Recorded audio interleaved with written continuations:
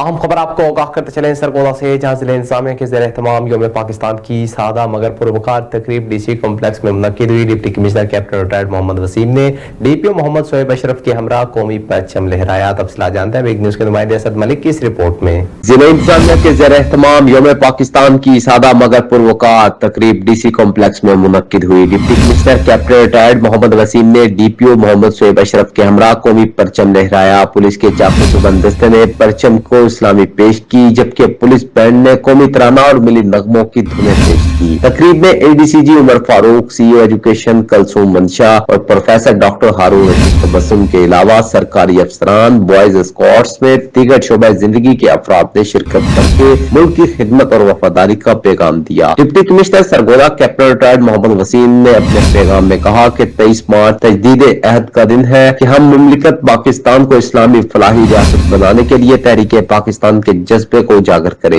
इसारो कुर्बानी, हुब्बुल वतनी, एहसास मतारी और मिल्लत वाहिदा के फरोग के लिए अपने ओहदों और मुरातिब को इस्तेमाल करें। उन्होंने कहा कि 23 मार्च तहरीक पाकिस्तान में संगे मील की हैसियत रखता है, जब बरसगीर पाक हिंद के महकूम मुसलमानों ने कायदे आजम मोहम्मद अली जिन्ना की क़यादत में अपनी मंजिल का तयन किया और 7 साल के कलील अरसा में मुतहिद जद्दोजहद के नतीजा में पाकिस्तान का असूल मुमकिन हुआ। उन्होंने कहा कि आजादी बहुत बड़ी नेमत है, इसकी कदर करें, अपने सफों में इत्तेहाद, मोहब्बत और रवादारी को परवान चढ़ाएं, मनफी सोच को रद्द करें ताकि हम अक़वाम आलम में अपनी शनाख्त मनवा सकें। इस मौका पर एडीसीजी उमर फारूक ने मुल्क को कौम की सलामती की दुआ भी करवाई। Asad Malik, big news, Sargodha.